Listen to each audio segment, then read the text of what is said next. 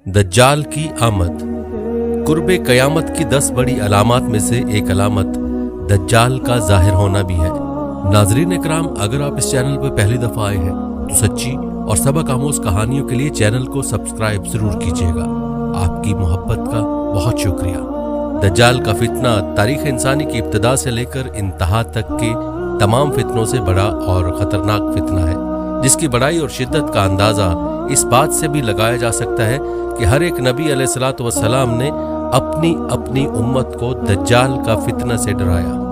दज्जाल का मायने है बहुत ज़्यादा झूठा शख्स, क्योंकि दज्जाल भी हक के साथ बातिल को मिलाकर झूठ बोलेगा, इसलिए इसे दज्जाल कहा गया है।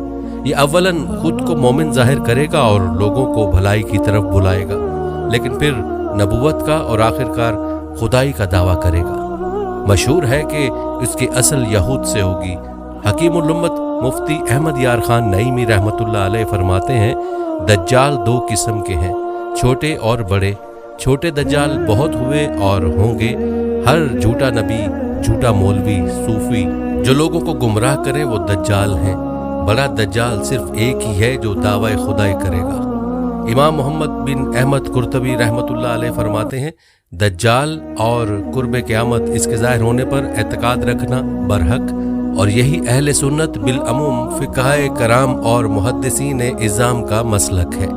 मुख्तलिफ अहादीस में दज्जाल का हुलिया बताया गया है। इन तमाम को सामने रखने से दज्जाल का जो हुलिया सामने आता है वो ये है कि दज्जाल एक जवान मर्द होगा, दराज कद और एक आंख से काना होगा, और कानी आंख ऐसी होगी जैसे फूला हुआ अंगूर हो, जबकि इसकी एक आंख खून आलूद होगी। इसका सीना चौड़ा और जरा सा अंदर की तरफ धंसा हुआ होगा।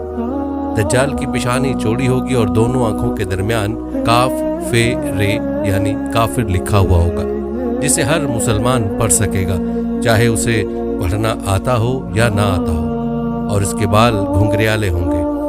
दज्जाल के निकलने से पहले दुनिया की बहुत बुरी हालत होगी, जैसा कि अहादीस मुबारका के मज़ामीन से पता चलता है कि उसके निकलने से 3 साल पहले ही दुनिया में आम कहत फैल जाएगा।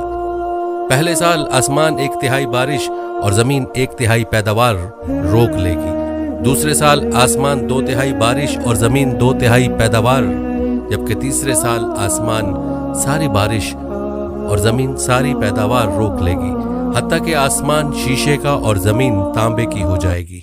उस खुश्क साली के सबब तमाम चौपाए हलाक हो जाएंगे, फितने और कत्लो गारत गरी आम हो जाएगी, आदमी एक दूसरे को कत्ल और जिला वतन कर रहे होंगे। तब दज्जाल मशरिक की समत एक असबहान या खुरासान नामी शहर से निकलेगा। ग़िज़ाई कहत के अलावा इल्मी और रूहानी कहत भी बर्पा होगा। दीन के सिलसिले में लोगों में ज़ौफ़ पैदा हो चुका होगा। उलमा और दीनदार लोगों की किल्लत होगी। दज्जाल ज़मीन पर 40 दिन रहेगा, जिनमें से एक दिन 1 साल के बराबर, एक दिन 1 माह के बराबर और एक दिन 1 हफ्ते के बराबर, जबकि बाकी अय्याम साल के आम दिनों की तरह होंगे। इस मुद्दत में दज्जाल अपने गधे पर सवार होकर सारी दुनिया का चक्कर लगाएगा। गधे का जुस्सा इतना बड़ा होगा कि दोनों कानों के दरमियानी फासला 40 हाथ के बराबर होगा, और इस गधे की रफ्तार का ये आलम होगा कि एक कदम उठाएगा तो 1 मील की मुसाफत तय करेगा, और रुए ज़मीन का कोई मैदानी, सहराई और पहाड़ी इलाका ऐसा बाकी नहीं बचेगा कि जहां वो ना जाए। अलबत्ता मक्का मुकरमा और मदीना तैयबा पर फरिश्तों का पहरा होने की वजह से उनमें दाखिल ना हो सकेगा, बल्कि मदीने के बाहर दलदली ज़मीन में पड़ाव करेगा, और मदीना पाक में ज़लज़ले के 3 झटके आएंगे, जिसकी वजह से हर काफिर और मुनाफिक मदीने से भाग निकलेगा और दज्जाल से जा मिलेगा। उस रोज़ मदीना पाक हर मुनाफिक और फासिक मर्द औरत से खालिस व पाक हो जाएगा। इसीलिए उस दिन का नाम यौमुल खल्लास भी है, और बाज़ रिवायत के मुताबिक बैतुल मुक़द्दस और कोहे तूर पर भी नहीं जा सकेगा। दज्जाल तरह तरह के शौबदों के ज़रिए लोगों का ईमान बर्बाद करने की कोशिश करेगा। हदीस मुबारका में है कि दज्जाल के साथ रोटियों के पहाड़ होंगे। दज्जाल के पैरोकारों के अलावा बाकी लोग सख्त तकलीफ में होंगे। उसके साथ 2 नहरें होंगी, जिनमें से एक को जन्नत और दूसरी को दोज़ख कहेगा। दर हकीकत जिसे वो जन्नत का नाम देगा वो दोज़ख, और जिसे वो दोज़ख का नाम देगा वो जन्नत होगी। उसके कहने पर आसमान से बारिश बरसेगी और लोगों के सामने वो एक शख्स को कत्ल करके फिर जिंदा कर देगा। दज्जाल के फितनों की वजह से अहले ईमान सख्त परेशानी और तंगी के आलम में भाग कर दुखान नामी एक पहाड़ में पनाह लिए हुए होंगे, लेकिन दज्जाल उनका पीछा करके पहाड़ का घेरा कर लेगा। अहले ईमान सख्त भूख और तकलीफ में मुब्तला होंगे। तब अल्लाह पाक हज़रत सैयदना ईसा अलैहिस्सलाम को नाजिल फरमाएगा। हज़रत सैयदना ईसा अलैहिस्सलाम को देखते ही दज्जाल ऐसे खुलेगा जैसे पानी में नमक घुलता है, और आप अलैहिस्सलाम दज्जाल को मकाम लुत पर कत्ल करें और उसके पैरोकारों में से किसी एक को भी जिंदा न छोड़ेंगे। एक मर्तबा मैं समंदर के सफ़र पर निकला। मुसाफिरों की कुल तादाद 30 थी और हम सब एक कश्ती पर सवार थे। हमारा सफ़र इंतहाई इत्मीनान के साथ कट रहा था कि अचानक हवा चलना शुरू हो गई और समुद्र में तूफान आ गया। इस शदीद हवा और तूफानी लहरों के हमारी कश्ती और समुद्र में मौजूद दीगर कश्तियाँ डोलती जाती। कश्ती के मुसाफिर सूरत हाल से परेशान हो गए और हर कोई अपने अपने खुदाओं को पुकारने लगा, क्योंकि किसी को कुछ समझ में नहीं आ रहा था कि क्या करे। समुद्र से उठने वाली लहर एक सिमत की बजाय हर तरफ से कश्ती को अपनी लपेट में ले रही थी। थक हार के मल्लाह ने भी चप्पू छोड़ दी और एक तरफ बैठ गया। अब हम में से हर किसी को ये यकीन हो चुका था कि एक मौत यकीनी है। सूरज गुरूब होने का था और इसकी रोशनी आहिस्ता आहिस्ता खत्म होती जा रही थी। शाम का अंधेरा और मंजिल का कोई पता नहीं था। ये भी खबर न थी कि कश्ती किस सिमत में जा रही है और समंदर की लहरें अब कब तक कश्ती को सलामत रहने देंगी। इस खौफ और हरास की हालत में रात गुजर गई और सुबह की हल्की हल्की रोशनी फैलने से हर तरफ उजाला ही उजाला हो गया।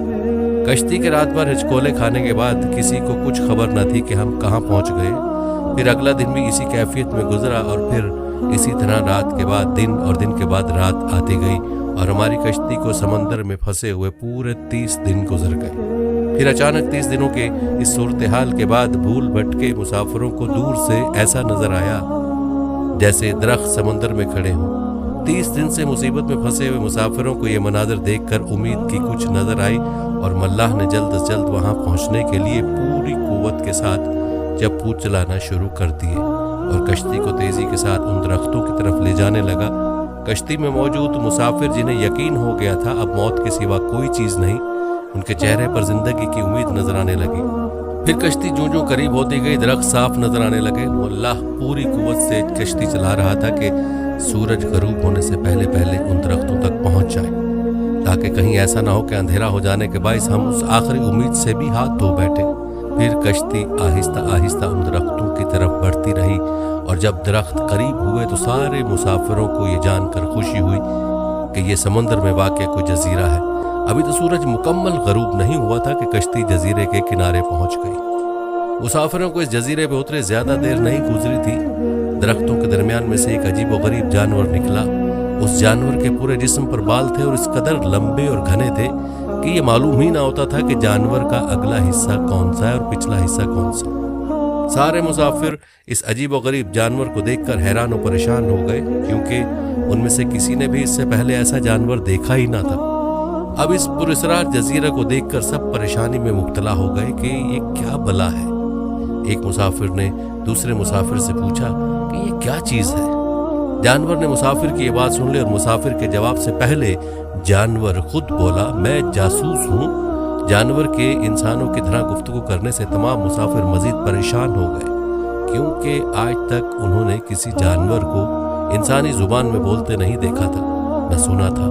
चुनाचे सब ये समझने लगे कि हो न हो ये कोई जिन है और हमारे सामने आ गया है। तुम्हारी जासूसी का मकसद क्या है और तुम किसके लिए जासूसी करते हो?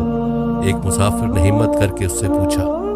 मैं जिसके लिए जासूसी करता हूँ उसे तुमसे मिलने का बेहद शौक है, वो तुमसे बातें करना चाहता है, लिहाजा तुम मेरे साथ चलो। ये सुनकर तमाम मुसाफिर हैरान परेशान चुपचाप उसके पीछे हो लिए। वो अजीब व गरीब जानवर दरख्तों के दरमियान रास्ते से होता एक पुराने महल के सामने जाकर खड़ा हुआ। महल को चारों तरफ से बुलंदबाला दरख्तों ने घेर रखा था।